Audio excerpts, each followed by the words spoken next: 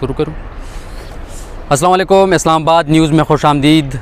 और रात को हम मैच हार चुके हैं, सेमीफ़ाइनल था, लेकिन मैं आपको ये बता दूं बहुत ही ज़बरदस्त किस्म का मैच हुआ।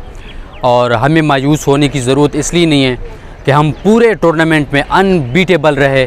हमने इंडिया को हराया, न्यूजीलैंड को हराया, बाकी जितनी भी हम मैच खेले हम सब जीते। और इसमें एक बात थी कि हम बहुत अच्छे तरीके से जीते। हमारी बॉलिंग ज़बरदस्त थी, बैटिंग ज़बरदस्त थी, फील्डिंग हमने बहुत अच्छे तरीके से हमने फील्डिंग की। लेकिन रात को मैं ये कहता हूँ कि हम अच्छे तरीके से लड़े, कुछ गलतियाँ हुई उस पर भी बात करते हैं। लेकिन मैं ज़रूर कहूँगा कि ऑस्ट्रेलियन जब खेलते हैं वो बहुत दलेरी से और बहुत ही कंपोज्ड खेलते हैं।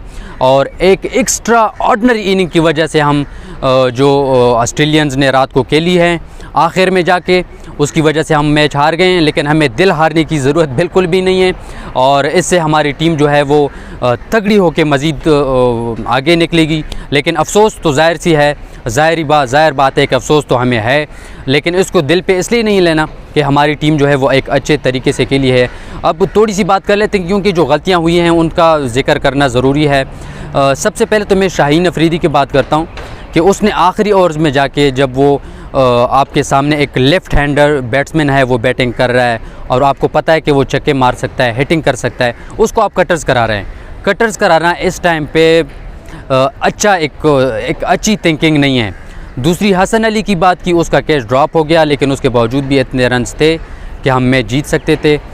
लेकिन यहाँ पे जो हमें कमी देखने में नज़र आई वो थी डेथ बॉलिंग में अच्छी बॉलिंग करना, उसकी कमी नज़र आई है।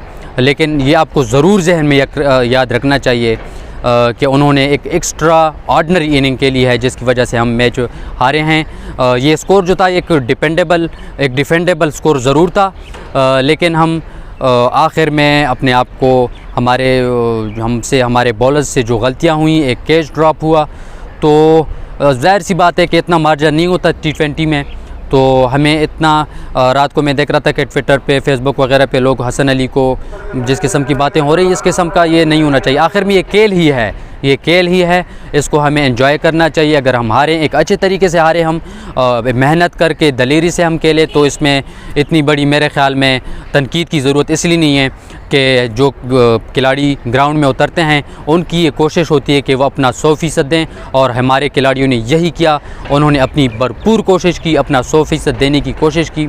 और रिजवान ने एक उम्दा और अच्छी इनिंग खेली। उसके बाद शादाब आए बॉलिंग में, जिस तरह उसने अच्छी तरीके से बेहतरीन किस्म की लेग स्पिन बॉलिंग की, गुगलीज़ की उसने और विकेट हासिल की। मैच एक टाइम पे हमारी गिरफ्त में था, लेकिन आखिर में जाके जब एक एक्स्ट्रा ऑर्डिनरी इनिंग खेली जाती है तो मैच का नक्शा जो है वो बदल जाता है। और आखिर में आज जो मैंने वीडियोज़ देखी हैं, जो बाबर आज़म ने मैच के बाद बात कहा है, अपने खिलाड़ियों को हौसला दिलाया उन्होंने, ज़बरदस्त तरीका है। उसके बाद मैथ्यू हेडन ने जो कहा है, सकलैन मुश्ताक ने कहा है, ये एक अच्छा तरीका है। जब आप हारते हैं तो फिर अपनी गलतियों से सीखते हैं और ये नहीं करते कि किसी एक को क्रिटिसाइज़ करें, किसी दूसरे को क्रिटिसाइज़ कर रहे हैं। क्रिटिसाइज़ करना चाहिए, लेकिन एक मुस्बत तरीके से, एक अच्छे तरीके से, किसी की उसमें मतलब आप इस तरीके से क्रिटिसाइज़ ना करें कि उनका दिल जो है, क्योंकि हसन अली एक ऐसे प्लेयर हैं जिन्होंने हमें चैम्पियन ट्रॉफ़ी जिता कर दी है और इसमें ये कैपेबिलिटीज़ हैं कि आगे जाके भी हमें वो फतवाहत दिला सकते हैं। लेकिन बाबर आज़म ने जिस तरह खिलाड़ियों को बैक किया है, ये एक अच्छा तरीका है।